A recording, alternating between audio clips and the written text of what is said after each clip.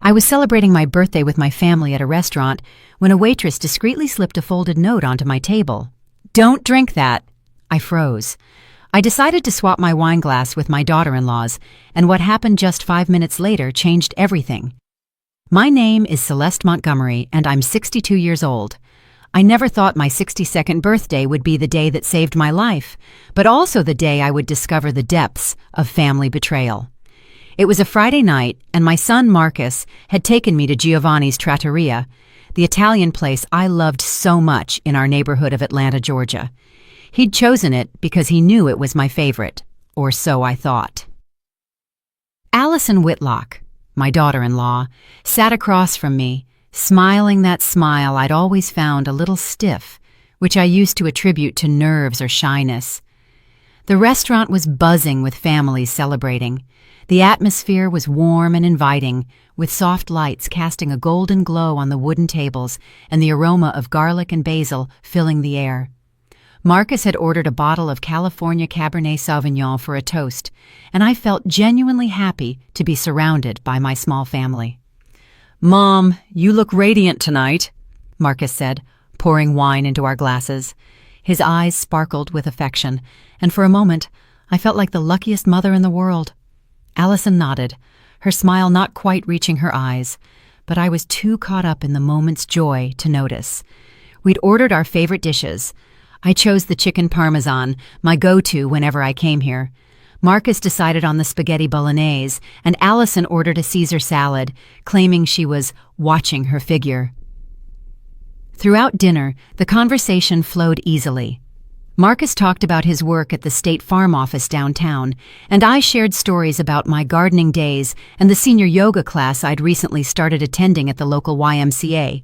But there was a feeling I couldn't shake, a subtle tension that seemed to radiate from Allison. Whenever Marcus turned to talk to me, she'd watch him with an expression I couldn't quite decipher. Her fingers drummed nervously on the table, and I caught her checking her cell phone several times in a way that wasn't exactly discreet. When it was time for the toast, Marcus stood up, glass held high. "To Mom," he said, his voice thick with emotion. "For being the strongest woman I know, for raising us with so much love after Dad passed, and for teaching me what true resilience means." His words warmed my heart, and I felt happy tears welling up. Allison also raised her glass, but I noticed her hands were trembling slightly. "To Celeste," she said, her voice sounding a little strained, "for being such a special mother-in-law." The slight hesitation before the word special caught my attention, but I decided to ignore it. Just as I was about to raise the glass to my lips, I felt someone approach our table. It was one of the waitresses, a young woman with brown hair pulled back in a ponytail. She leaned in subtly, as if to wipe something from the table, and slid a small, folded piece of paper next to my plate. The move was so seamless that neither Marcus nor Allison noticed. The waitress, Jada Reynolds, gave me an intense, almost urgent look before quickly walking away to another section. My heart started pounding. With trembling hands, I unfolded the paper beneath the table, keeping it hidden. The words were written in clear, urgent script. "Don't drink that. Your life is in danger. Trust me." The world seemed to stop. The noise of the restaurant faded into a distant murmur, and I felt like I was watching the scene from outside my own body. My first reaction was to assume it was a terrible joke, but the look in the waitress's eyes conveyed a seriousness I couldn't dismiss. I looked at my wine glass, which seconds earlier I had been so eager to taste. Now it looked sinister. I managed to keep my expression neutral while my mind raced. Marcus and Allison continued chatting, oblivious to what had just transpired. "Excuse me," I said, hoping my voice sounded natural. "I need to run to the restroom for a second."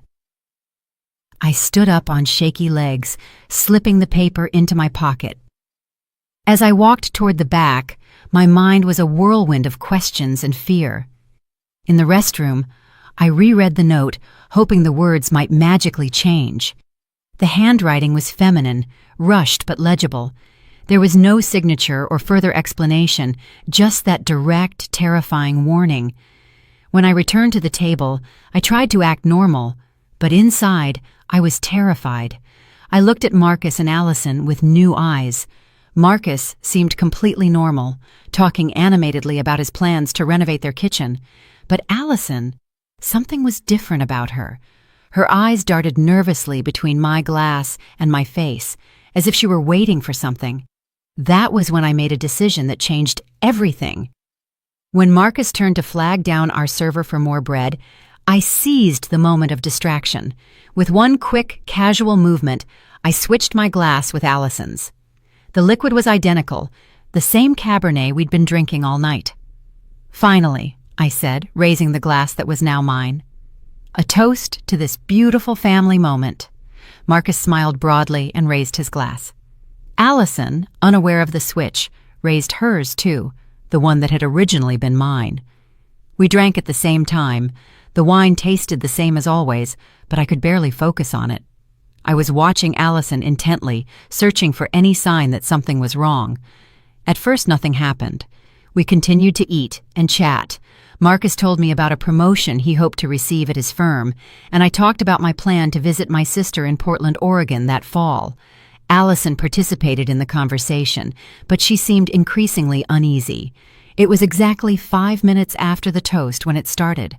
Allison pressed a hand to her stomach, a look of confusion on her face. "I feel a little funny," she muttered. Marcus immediately looked concerned, asking if she was okay. She shook her head, saying she'd probably eaten something that disagreed with her at lunch, but then her face began to pale visibly. Her hands started trembling, not from nerves like before, but uncontrollably. "I really don't feel well," she whispered, and I saw beads of sweat forming on her forehead, even though the restaurant was comfortably cool. Marcus immediately stood up, supporting his wife by the shoulders. "Honey, what is it?" he asked, his voice alarmed. I remained seated, watching the scene with a mix of horror and terrible fascination. Allison tried to stand, but her legs buckled. She collapsed back into her chair, breathing erratically. Her eyes were glassy, and her skin had taken on a grayish tint that terrified me. "Call 911!" I yelled at Marcus, though my voice sounded eerily calm considering the situation. Panic seized the restaurant as other diners realized something serious was happening. While we waited for the paramedics, my mind couldn't stop repeating the words on the note. "Your life is in danger." And now I knew with a blood-chilling certainty that the person who had been in danger was me. The ambulance ride to St. Jude Medical Center was a nightmare. Allison had lost consciousness, and the paramedics were working frantically to stabilize her. Marcus held my hand in the back seat, his eyes filled with terror and confusion. I clutched the waitress's note in my fist, feeling like it was the only evidence that I wasn't going crazy. In the emergency room, the doctors immediately whisked Allison away. Marcus and I were left sitting in those uncomfortable plastic chairs that seemed designed to make you feel even more miserable than you already are. The smell of disinfectant made me nauseous, and the fluorescent lights created a cold, unforgiving atmosphere. "I don't understand what happened," Marcus muttered for the 5th time, running his hands through his hair. "She was fine an hour ago. Maybe it was something she ate or stomach flu." I didn't answer. I couldn't tell him about the note yet, not until I was sure of what had really happened. But deep down, I knew this wasn't simple food poisoning. The waitress's words resonated in my head like a nonstop alarm. After what felt like hours, a young doctor with a beard approached us. His expression was serious, and I could see in his eyes that he had news he didn't know how to deliver. "Are you the family of Allison Whitlock?" he asked. "I'm her husband," Marcus immediately replied. "This is my mother. How is Allison?" The doctor sat down across from us, which instantly told me the news wasn't good. "Your wife is stable for now, but we need to talk about what caused her collapse." He paused as if carefully choosing his words. "The results from the blood work show the presence of digoxin in extremely high levels." Marcus frowned. "Digoxin? What is that?" "It's a heart medication," the doctor explained. "In normal doses, it helps regulate heart rhythm, but the amount we found in her system is, well, it's potentially lethal." I felt as if I'd been punched in the stomach. "Are you saying someone poisoned her?" I asked, my voice trembling. I can't make that determination, the doctor replied carefully. But I can tell you that this amount of digoxin did not enter her system accidentally. We're going to have to contact the police to investigate. Marcus abruptly stood up, pacing back and forth in the small space. This is impossible, he muttered. No one would want to hurt Allison. She's a good person. Who would do something like that? I knew the answer, but I couldn't say it yet. I needed more information. Doctor, I said, is it possible for someone to put this medication in a drink? Definitely, he replied. Digoxin can dissolve in liquids, and in this case, we also detected alcohol in her system, which can intensify the toxic effects. That was the confirmation I needed. I pulled the note from my pocket with trembling hands and showed it to Marcus. His eyes widened as he read the words. Mom, where did you get this? He asked, his voice breaking. I told him everything. The waitress, the message, my decision to swap the glasses. With every word, I saw the color drain from Marcus's face. When I finished, he sank into the chair as if he'd lost all his strength. It can't be, he whispered. Are you saying someone tried to poison you? That's exactly what I'm saying, I replied firmly, though I was shaking inside. The doctor listened with a grave expression. I will report this to the police immediately, he said, and we're going to need to run blood tests on both of you as well, to make sure you haven't ingested anything dangerous. When the doctor left, Marcus and I sat in silence. I could see his mind working, processing the information, reaching conclusions he didn't want to accept. Marcus, I said softly, I need to ask you something, and I want you to think carefully before you answer. He looked at me, his eyes full of pain. Have you noticed anything strange about Allison's behavior lately? Anything different at home? Marcus took a long time to respond. When he did, his voice was barely a whisper. A few months ago, she started getting really worried about your health. He stopped, as if he didn't want to continue. What kind of worries? I pressed. She kept saying she saw you confused sometimes, that you forgot things, that maybe we should start considering care options for you. The words sounded as if they physically pained him to say. My blood ran cold. Care options. A nursing home? She said she had researched some very nice places, that it would be better for you to have professional care. Marcus mumbled, unable to look me in the eye. Marcus, I said, my voice trembling. I don't have memory problems. I'm not confused. I'm perfectly fine. I know, he whispered. My God, I know, but she was so convincing. She showed me articles about early dementia, talked to me about red flags, and I wanted to believe she was just looking out for you. What else? I asked, though I wasn't sure I wanted to hear the answer. Marcus covered his face with his hands. Last month she suggested I should get power of attorney over your finances.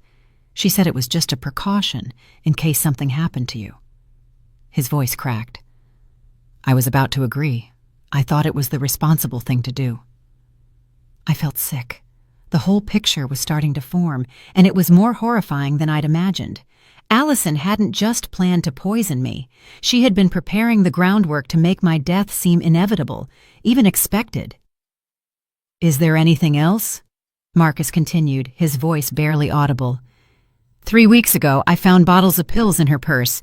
When I asked her, she said they were vitamins for herself, but now that I think about it, I never saw her take them. Do you remember what kind of pills they were? I don't know. They were small, white pills, but there were a lot of them in different bottles. At that moment, a nurse approached us. Mrs. Montgomery? She asked. I'm Celeste Montgomery, I replied. The police are here and they'd like to speak with you. Also, the doctor wants to inform you about something we found in the additional analyses. We followed the nurse to a private room where 2 detectives and the doctor we'd met earlier were waiting. The doctor's expression was even more serious than before. We've done more detailed analyses, he began, and we've found something disturbing. Mrs. Whitlock didn't just have digoxin in her system. She also had traces of other cardiac medications. It appears she had been ingesting small amounts over a prolonged period. My world spun. Are you saying someone has been gradually poisoning me? That is the most likely explanation for what we are seeing, the doctor confirmed. One of the detectives, a middle-aged woman with graying hair, Detective Lieutenant Lee, leaned forward. Mrs. Montgomery, have you been taking any medication recently? Have you noticed any unusual symptoms? I thought back over the past few months. The occasional dizziness I'd dismissed as age, the fatigue I'd thought was normal, the moments of confusion that had worried me, but which I'd decided to ignore. Yes, I whispered. I've been feeling things, but I thought it was just part of getting older. Marcus squeezed my hand. Mom, why didn't you say anything to me? Because I didn't want to worry you, I replied, and because Allison assured me it was normal for my age. The words hung in the air like an accusation, and that was when I realized that my own daughter-in-law had been trying to kill me slowly and systematically, all while convincing my son that I was losing my mind. The monster hadn't come from outside. She had been living inside my own family. The next few days passed like a slow-motion nightmare. Allison was in the intensive care unit, stable but still unconscious. Marcus hadn't left my side, as if he feared something might happen to me if he left me alone. The guilt was consuming him, and I could see it in every line on his face. Detective Lee had visited me 3 times in the last 4 days. She was a meticulous woman with eyes that seemed to see through lies, and each conversation revealed more pieces of the horrific puzzle my life had become over the last few months. Mrs. Montgomery, she said during our latest meeting, we've been looking into your daughter-in-law's background. What we found is troubling.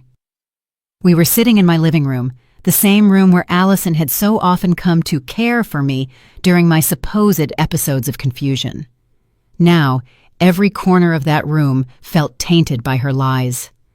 Allison worked as a certified nursing assistant, CNA, for 5 years before marrying your son, Detective Lee continued.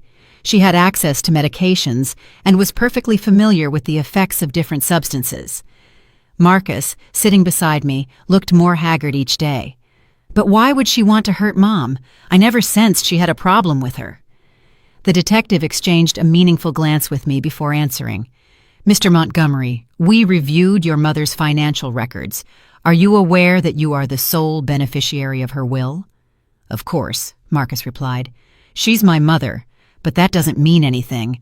I never wished for anything to happen to her for money. No, but your wife did know about the inheritance, the detective said softly. And according to our investigation, she had been pressuring you to have your mother make changes to her legal documents. I recalled all those seemingly innocent conversations, where Allison suggested it would be prudent to get my affairs in order, how she had insisted on accompanying me to doctor's appointments, always with that worried smile and that voice full of false compassion. There's something else, Detective Lee continued.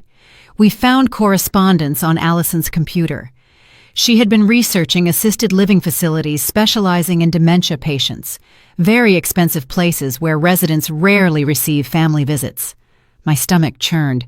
She was planning to have me institutionalized. That appears to be the case, she confirmed. But not only that, we also found searches on how to accelerate cognitive decline in the elderly and methods to make a death appear natural in patients with cardiac conditions. Marcus stood up abruptly, walking to the window. His shoulders trembled. My God, he muttered. What kind of monster is she? But I needed to know more. Over the past few days, I'd been remembering incidents that at the time seemed insignificant, but now took on a sinister meaning. Detective Lee, I said, I think I need to tell you about some other things that have been happening. Over the next hour, I recounted everything. How Allison had started visiting me more frequently several months ago, always bringing tea or some special snack. How after those visits, I would feel strangely tired and confused. How she had subtly started questioning my memory in front of Marcus. She would say things like, Celeste, Don't you remember you already told me that story yesterday? Or, honey, you just asked me that 5 minutes ago. I started doubting myself. I thought maybe I really was losing my memory. Marcus turned from the window, his face full of horror. And I believed her, he whispered. Every time she came home and told me you'd had an episode, I believed her. I thought she was being a good wife by looking out for you. Detective Lee took meticulous notes. Do you recall any specific episode, Mrs. Montgomery? Yes, I replied, feeling rage beginning to replace the fear. 2 months ago, Allison came over for lunch. She brought a homemade soup, said she'd made too much and didn't want it to go to waste. After eating it, I felt so unwell that I had to lie down. When Marcus arrived that night, she told him she'd found me confused, that I didn't remember having lunch with her. And what did you remember? I remembered the lunch perfectly, but I felt so sick and disoriented that I couldn't defend myself. Marcus took me to the doctor the next day, but by then I was feeling better. The doctor said it was probably just a stomach virus. Marcus slumped into his chair, covering his face with his hands. She was gradually poisoning you, he murmured. I helped her convince you that you were going crazy. It's not your fault, I said, though inside I felt a complex mix of pain and understanding. She is very good at manipulation. She manipulated me, too. Detective Lee closed her notebook. Mrs. Montgomery, there's one more thing you need to know. The waitress who gave you the note, Jada Reynolds, is a nursing student. Her grandmother died 2 years ago under circumstances similar to what you're describing. My blood ran cold. What do you mean? Jada's grandmother, Eleanor Washington, began showing signs of confusion and cognitive decline. Her family thought it was natural dementia. She was admitted to an assisted living facility where she died 6 months later from heart failure. But Jada always suspected something wasn't right. And what does that have to do with me? The person who cared for Jada's grandmother, who convinced the family she needed institutional care, was Allison Whitlock. At the time, she used her maiden name, Allison Peters. The silence that followed was deafening. Marcus slowly raised his head, his eyes full of horrifying realization. Are you saying my wife, she'd done this before? That's exactly what we're investigating, the detective confirmed. Jada recognized Allison at the restaurant. She had been following her discreetly for weeks, trying to figure out if her suspicions were correct. When she saw what looked like a family situation, she decided to act. I thought of that young waitress who had saved my life, a stranger who had shown more concern for my well-being than my own daughter-in-law. Where is Jada now? I asked. I'd like to thank her. She is fully cooperating with our investigation, and I believe she'd like to speak with you too. Marcus finally spoke. His voice cracked with emotion. Mom, I'm so sorry. I'm sorry I ever doubted you. I'm sorry I let her do this to you. I reached out and took his hands in mine. They were cold and trembling. Marcus, listen to me. Allison is an expert manipulator. This is not your fault. But I should have seen the signs, he insisted. I should have known something was wrong. How could you have known? She presented herself as the perfect daughter-in-law, worried about her elderly mother. Anyone would have thought she was being kind. Detective Lee stood up. Mrs. Montgomery, we'll need you to come to the Atlanta Police Precinct tomorrow to give a formal statement. We also want you to speak with Jada Reynolds, if you are willing. Of course, I replied. I'll do whatever is necessary. After the detective left, Marcus and I sat in silence for a long time. The weight of everything we had discovered was overwhelming. Marcus, I finally said, there's something you need to understand. All these months when I felt confused and sick, the worst part wasn't the physical discomfort. The worst part was thinking I was letting you down, that I was becoming a burden to you. His eyes filled with tears. You were never a burden, Mom. Never. I know that now. But in those moments, when Allison told me she was worried about my mental decline, I felt like I was losing not just my mind, but also your respect and your love. She knew exactly what buttons to push, Marcus murmured. She knew my greatest fear was losing you the same way I lost Dad. My ex-husband had died of Alzheimer's when Marcus was 25. It had been a devastating experience for the whole family, watching that strong, brilliant man gradually fade into a shadow of himself. Allison used that experience against us, I continued. She knew you would be afraid of me following your father's path, and she exploited that fear to manipulate you. Marcus nodded slowly. And I fell completely into her trap. I was so scared of watching you deteriorate that I didn't question anything she told me. Marcus, yes. When was the first time Allison mentioned my supposed confusion? He thought for a moment. It was shortly after Grandma Margaret passed away and left me that inheritance. My mother had passed away 8 months ago, leaving me a considerable sum of money that I had planned to leave to Marcus. But now I realized that had been the catalyst for Allison's plan. She knew about the money, I said, more to myself than to him. She knew everything. She knew everything, Marcus confirmed bitterly. About your will, about Grandma's inheritance, about my fears regarding your health. And she used every piece of information to construct her perfect plan. That night, as I lay in bed staring at the ceiling, I couldn't stop thinking about how close I had come to losing everything. Not just my life, but my dignity, my independence, and my relationship with my son. Allison had planned to steal everything I cared about, and she had been on the verge of succeeding. But she had underestimated one thing: the power of a compassionate stranger who refused to stay silent when she saw danger. And in the end, that had been her undoing. Jada Reynolds had the most determined eyes I had ever seen. When we met at the coffee shop near the Atlanta Police Department precinct, I could see in her a strength that reminded me of myself at her age. She was petite, barely 23 years old, but there was something about her presence that radiated a wisdom that only comes from pain. "Mrs. Montgomery," she said, sitting across from me, "I've been waiting for this moment for 2 years." "Jada," I replied, taking her hands in mine, "I have no words to thank you for what you did. You saved my life." Her eyes welled up, but her voice remained steady. "I wish I could have saved my grandmother, too." Over the next hour, Jada told me the full story of what had happened to her grandmother, Eleanor Washington. It was a chilling account because it was too similar to what had been happening to me. "Grandma Eleanor was the strongest woman I knew," Jada began. "At 78, she was still working in her garden, cooking for the whole family on Sundays, handling her own finances. She was completely independent." "How did she meet Allison?" I asked. "My grandmother fell at the supermarket and hurt her wrist. Allison was there. She introduced herself as a CNA and offered to help her.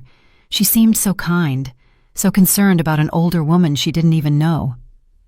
Jada took a sip of her coffee before continuing. "Allison started visiting my grandmother regularly, bringing her food, helping her with groceries. She claimed she felt lonely because she didn't have family nearby, and that caring for Grandma Eleanor made her feel useful." "And your family thought it was wonderful," I said, guessing the rest. "Exactly. We were all so grateful that someone was looking out for her. I was in college. My parents were working double shifts. Allison seemed like a gift from heaven." "When did the problem start?" Jada sighed deeply. "After 2 months, Allison started mentioning small incidents, that she had found Grandma confused, that she had forgotten to turn off the stove, that she had repeated the same story several times, minor but worrying things." My stomach turned as I recognized the pattern. "And you all believed her?" "At first, we didn't want to accept it, but Allison was very convincing. She showed us articles about dementia, talked about red flags, and gradually we started noticing things about Grandma that we hadn't seen before. Like she looked more tired. Sometimes she seemed confused when we talked on the phone. There were days she didn't remember conversations we'd had. Allison convinced us that we needed to accept the reality that Grandma was deteriorating." Jada paused, fighting back tears. "The most horrible part is that Grandma started doubting herself too. She would tell me, 'Jada, I think something is wrong with me. Allison tells me I forget things and maybe she's right.'" "My God," I murmured. "That's exactly what was happening to me." "Yes. And then Allison started suggesting that maybe it was time to consider a specialized residence. She said she had found a wonderful, very expensive, but excellent place, the Serenity Pines Assisted Living, where Grandma would get the care she needed. And the family agreed? Not immediately, but Allison was persistent. She told us we were selfish to keep Grandma at home when she clearly needed professional care, that we were putting our feelings above her well-being. I knew that tactic. Guilt disguised as legitimate concern. How long was your grandmother at that residence? 6 months, Jada replied, her voice breaking. 6 months before she died of what they said was natural heart failure. But when I went to visit her there, something wasn't right. Grandma whispered to me that Allison visited often, always bringing her special vitamins that the doctor had prescribed. Did you investigate those vitamins? I tried, but by then it was too late. Grandma had died. And when I inquired about the medications, I was told all her medical information was confidential. Jada wiped her eyes with a napkin. But I knew something was wrong. My grandmother had a perfectly healthy heart her entire life. She had no history of cardiac problems. What did you do then? I started investigating on my own. I discovered that Allison had worked at that residence before getting the CNA job. I also found that there were other similar cases, elderly people who had been admitted there after sudden cognitive decline and who had died of heart problems in a relatively short period. Did you tell anyone? I tried, but I had no real proof, only suspicions. The police told me that elderly people with dementia die from complications all the time. The administrators at the residence said they did everything possible for their patients. No one wanted to listen to a college student who was unhealthily processing her grief. But you didn't give up. I couldn't give up. When I saw Allison at that restaurant, it was like seeing a ghost. I had been following her discreetly for weeks, trying to gather evidence. When I saw her with you and saw the way she looked at your glass of wine, I knew she was about to do the same thing again. How did you know it was the wine? I saw her put something in your glass when you and your son were distracted talking. It was very subtle, but I was specifically watching her. In that moment, I had to make a decision.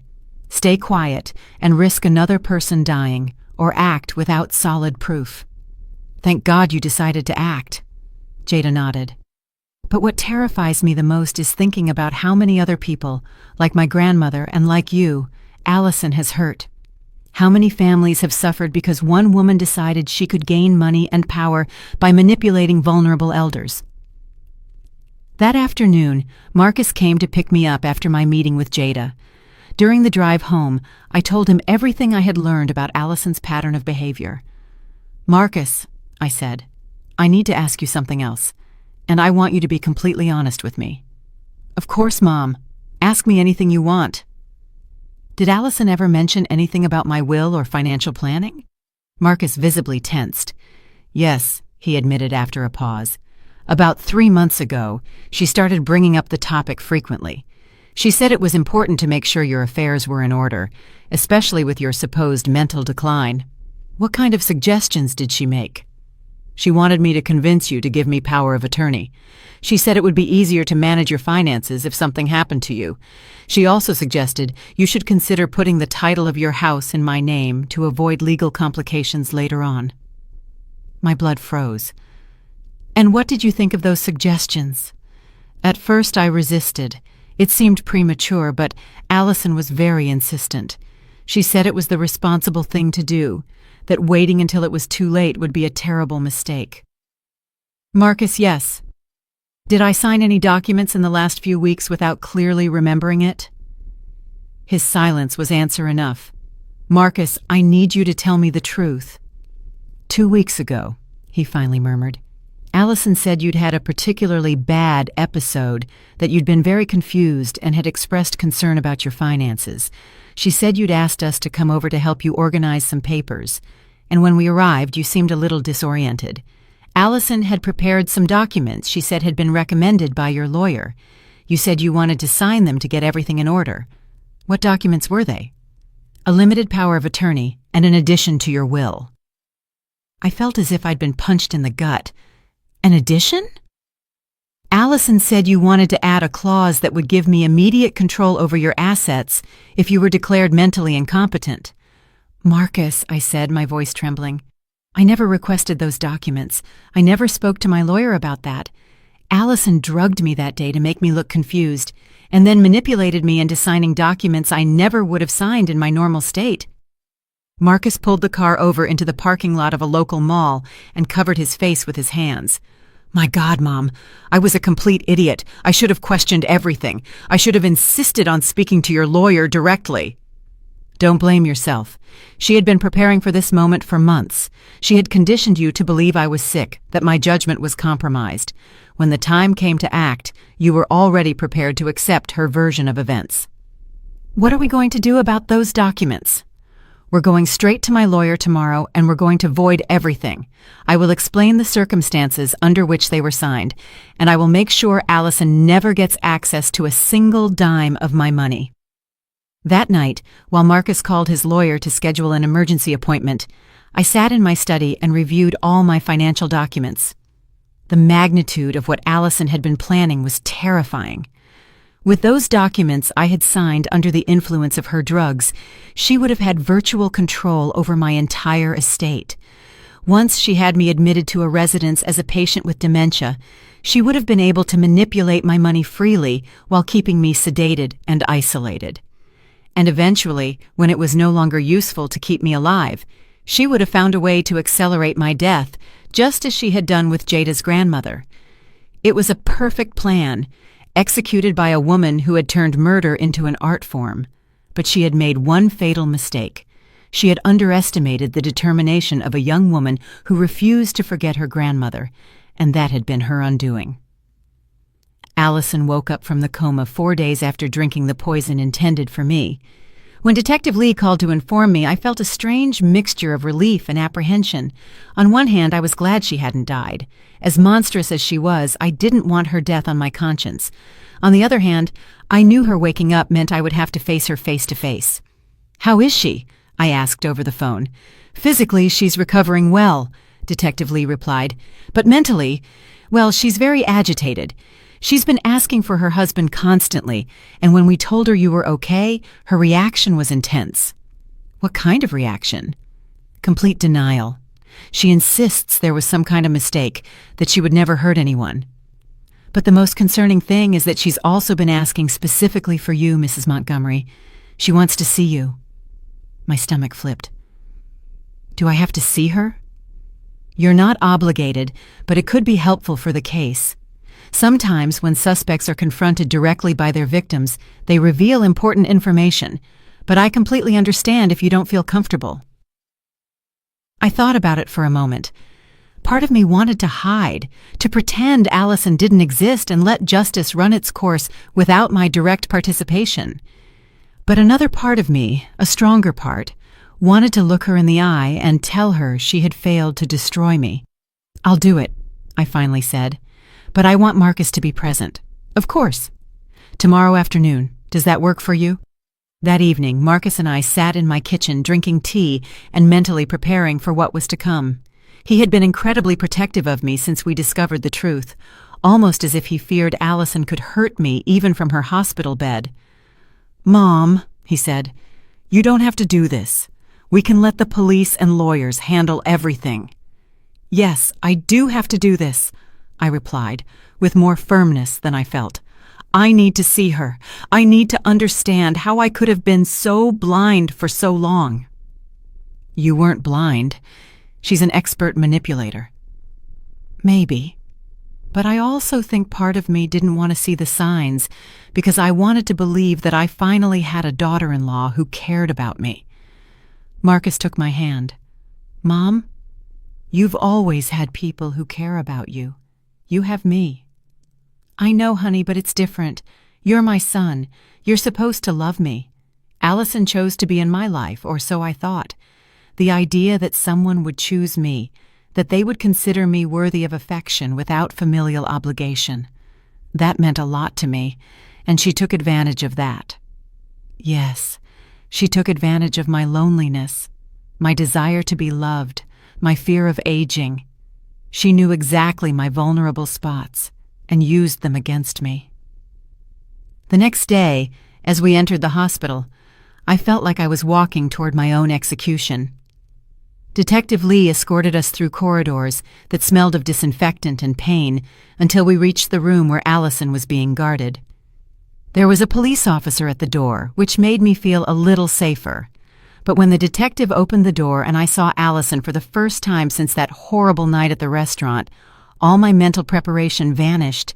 She was pale and thin, with IV tubes connected to her arm, but her eyes had the same calculating intensity they had always held. When she saw me enter, her expression immediately shifted to one of feigned vulnerability. "Celeste," she said in a weak voice, reaching out a hand toward me. "Thank God you're okay. I was so worried." I stood near the door, refusing to approach her bed. Marcus positioned himself protectively between us. "Allison," I said, my voice firm, "we know what you did." Her expression of confusion seemed genuine, but I had already learned what a good actress she was. "What are you talking about? I'm the one who got sick. Someone tried to poison both of us." "No," I replied. "Someone tried to poison me, and that person was you." For the first time, I saw a flicker of something darker in her eyes, but she quickly hid it behind seemingly sincere tears. "Celeste, I don't understand why you're accusing me of something so terrible. I love you like a mother. I would never hurt you." "How did you love Jada Reynolds' grandmother, Eleanor Washington?" I asked. The change in her expression was instantaneous. The tears dried, the vulnerability disappeared, and for a moment I saw the real Allison, cold, calculating, furious. "I don't know who you're talking about," she said, but her voice had lost all its feigned warmth. Marcus took a step forward. "Allison, we found the medications at our house. We found your correspondence. We know about the money, about the documents you made Mom sign. We know everything." Allison sat up straighter in bed, and her mask of the innocent victim began to completely slip. "Marcus, honey, you have to understand. Everything I did was for us, for our future." "Our future?" he repeated in disbelief. "Your mother is older, Marcus. She doesn't have many good years left. Wouldn't it be better if she could enjoy her final years in a place where she received appropriate care while we built a life together without the burden of constantly worrying about her?" The coldness with which she spoke about me, as if I were an inconvenient object, made me nauseous. "And the money?" Marcus asked. "Was this all about the money?" Allison sighed as if she were explaining something obvious to a child. "Money is important, Marcus. Your mother isn't going to live forever. And when she's gone, why shouldn't we make sure we're comfortable? She doesn't need all those savings in a nursing home." "Are you talking about killing me?" I said, my voice trembling but steady. For the first time, Allison looked directly at me with pure hatred. "I'm talking about being practical about an inevitable situation." "How were you practical with Jada's grandmother?" Her smile turned cruel. "Eleanor Washington was a lonely old woman who was going to die anyway. At least I made sure her final months were comfortable and that her money ended up in her family's hands. She didn't have anyone else. Her family visited once a month if she was lucky. I was the only one who truly cared about her in the end." Marcus was shaking with rage. "How many other people have you hurt, Allison?" "I haven't hurt anyone," she replied coldly. "I've provided a peaceful transition for people who were already suffering." "A peaceful transition?" I repeated. "You call gradually poisoning older people until they die a peaceful transition?" "I kept them comfortable," she insisted. "No pain, no fear. It's more than most people can expect at the end of their lives." Detective Lee, who had been quietly taking notes, finally spoke. "Mrs. Whitlock, are you admitting that you intentionally caused the death of Eleanor Washington and that you plan to do the same to Celeste Montgomery?" Allison realized too late what she had revealed. She tried to backtrack. "No, I wasn't talking, hypothetically. I'm confused from the medication." But the damage was done. She had shown her true self, and everyone in that room had witnessed it. "Allison," I said, finally stepping closer to her bed but keeping out of her reach. "I want you to know something. For months, you made me doubt my own mind. You made me feel like a burden, like I was losing my value as a person. But I survived, and I'm going to make sure you never have the chance to do this to anyone else." Her eyes filled with fury. "Stupid old woman," she hissed.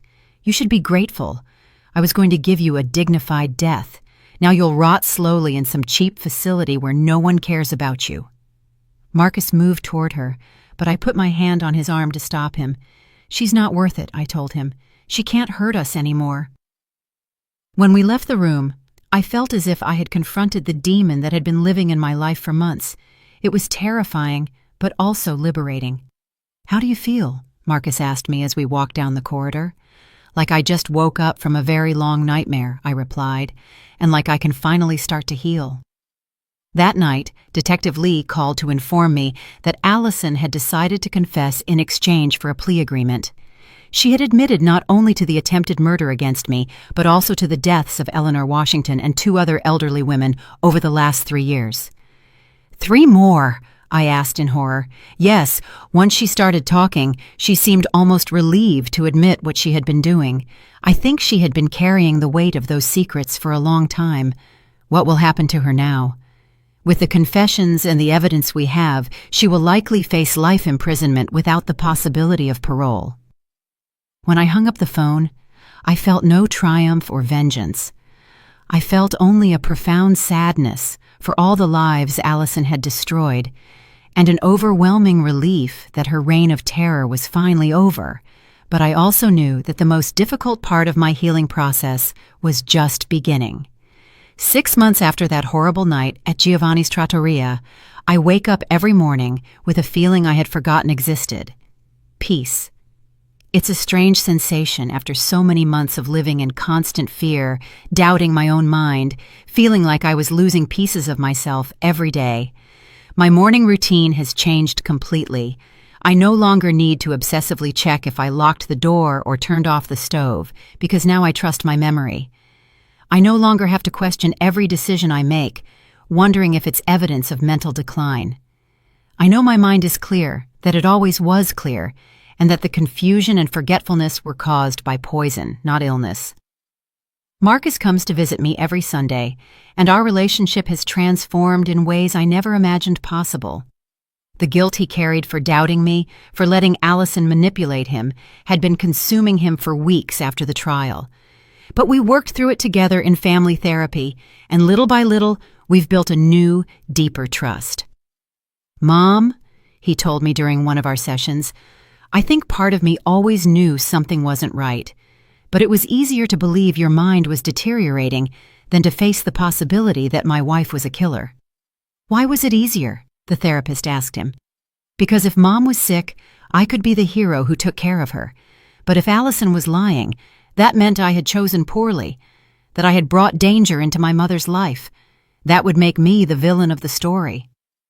It was painful to hear that, but it was also a relief. Marcus had found the courage to be honest about his own fears and insecurities, and that allowed us to truly heal. Allison's trial lasted 3 weeks. I testified for 2 full days, recounting my story to a jury who listened with a mixture of horror and compassion. Jada Reynolds also testified, speaking bravely about her grandmother's death and her determination to find justice. Allison attempted to use an insanity defense, claiming she suffered from a personality disorder that made her incapable of controlling her actions. But the prosecution presented evidence of years of meticulous planning, internet searches on poisons and murder methods, falsified documents, and deliberate financial manipulation. When the verdict was read, guilty on all counts, I didn't feel the satisfaction I had expected, only emptiness. A woman I had once called family would be sent to prison for the rest of her life. And while I knew it was justice, I couldn't help but feel sadness for what might have been if Allison had chosen a different path. After the trial, I decided to make some important changes in my life. The first was to move. I couldn't continue living in the house where Allison had come so many times to slowly poison me. Every corner held memories of those terrible months, and I needed a new space to build a new life. I found a charming small house near Lake Lanier with a yard that lets me spend hours working with my hands in the dirt. There is something deeply healing about planting seeds and watching them grow, about creating life after having been so close to losing it. Jada Reynolds has become an important part of my new life. We meet regularly for coffee, and we've developed a friendship that goes far beyond the circumstances that brought us together. She is finishing her nursing degree, and I have been helping her financially with her studies. It's my way of honoring the memory of her grandmother, Eleanor, and thanking her for saving my life. "Mrs. Montgomery," she told me during one of our recent visits, "there's something I want to tell you." "Tell me, dear." "I've been thinking about specializing in geriatric care. I want to work with older adults, help them maintain their dignity and independence for as long as possible." "That's wonderful, Jada. What inspired you to make that decision?" "You," she replied simply. "Watching you fight to get your life back, how you refuse to be defined by what Allison did to you, showed me that older people aren't helpless victims. They are warriors who have survived decades of life and deserve respect and protection." Her words filled me with a warmth I hadn't felt in a long time. Knowing that my horrible experience could inspire something good in the world gave a purpose to all the pain I had suffered. I've started speaking publicly about my experience, not to seek attention or sympathy, but to educate other families about the signs of elder abuse. It's astonishing how many people approach me after my talks to say they recognize some of the patterns I describe in their own families. A 70-year-old woman told me her son-in-law had been pressuring her to grant him access to her bank accounts using the same type of manipulation Allison had used on me. Another family realized their father's episodes of confusion always occurred after visits from his new caregiver. I can't save everyone, but if my story can help prevent even one case of abuse, then everything I went through will have been worth it. Marcus has started dating someone new, a woman named Sarah, whom he met at a support group for crime victims' family members. At first, I worried about how this would affect our reconstructed relationship, but Sarah is genuinely wonderful. She's transparent, honest, and completely respects the boundaries Marcus and I have established. "Mom," Marcus told me last week, "I want you to know that I will never allow anyone to hurt you again. I've learned to recognize the signs of manipulation, and I promise I will always believe you when you tell me something isn't right." "Marcus," I replied, "I don't need you to protect me from everything. I just need you to trust me and my judgment. I'm stronger than any of us thought." And it's true. I am stronger. The process of surviving Allison's betrayal, of fighting for my sanity and my life, has taught me things about myself I never knew. I'm 62 years old, but in many ways, I feel like my real life is just beginning. I've resumed activities I had abandoned during the months Allison was poisoning me. I went back to my yoga classes, where my classmates welcomed me with open arms. I joined a book club at the local public library. I even took painting lessons, something I had always wanted to do, but never found the time for. Every new activity, every new friendship, every day I wake up without fear is a victory over what Allison tried to do to me. She tried to turn me into a helpless victim, a confused old woman who could be manipulated and eventually eliminated. But she failed. One afternoon, while working in my garden, I found a letter in my mailbox. It had no return address, but I immediately recognized the handwriting. It was from Allison, writing from prison. For a moment, I considered throwing it away unopened. I owed her nothing, and I had no obligation to read her words. But curiosity overcame my caution. The letter was brief and, typical of Allison, completely self-centered. She didn't apologize for what she had done. Instead, she complained about the prison conditions and insisted she had been misunderstood. It ended with a line that made me laugh despite everything. "I hope you appreciate the favor I tried to do you." Even now, even after confessing to multiple murders, Allison saw herself as the heroine of her own story. It was a perfect reminder of why she had been so dangerous and why my decision to cut off all contact with her had been the correct one. I burned the letter in my fireplace that night, watching the words vanish into ashes. It was symbolic. The last vestige of power Allison had over me turned into smoke and disappeared forever. This morning, as I drink my coffee on the porch of my new home, watching the sun rise over Lake Lanier, I reflect on everything I have lost and everything I have gained. I lost my innocence about humanity's capacity for evil. I lost the version of myself that believed goodness would always be recognized and rewarded. But I gained something much more valuable. I gained the absolute certainty of my own strength. I gained the wisdom that comes from surviving the unthinkable. I gained a deeper, more honest relationship with my son, and I gained the satisfaction of knowing that my experience is helping to protect others. Marcus is arriving in an hour for our weekly Sunday lunch. We're going to cook together, something we used to do when he was a kid, but had stopped doing once Allison entered our lives. It's a tradition we've recovered, along with so many other things I thought I had lost forever. As I wait for him, I think of all the people who weren't as lucky as I was. Eleanor Washington and Allison's other victims never had the chance to rebuild their lives, but their memory lives on in the work Jada and I are doing to prevent future abuse. At 62, I've learned that life can change in an instant. It can turn into a nightmare without warning, but it can also transform into something beautiful when you least expect it. The key is to never give up, to keep fighting, even when it seems all hope is lost. I am Celeste Montgomery. I survived an attempted murder by my own family, and I am here to tell my story, not as a victim, but as a warrior who refused to be silenced. And every day I wake up free, healthy, and in control of my own life is my sweetest revenge against those who thought they could destroy me. Did you like my story? And which city are you listening from? Let's meet in the comments. If you like the story, you can support me by sending a super thanks so I can keep bringing more stories like this. Thank you so much for your sweet support. I'm looking forward to your comments on the story. On the screen, you can see 2 new life stories that I highly recommend. There's so much more on my channel. Don't forget to subscribe. See you in the next life story with love and respect.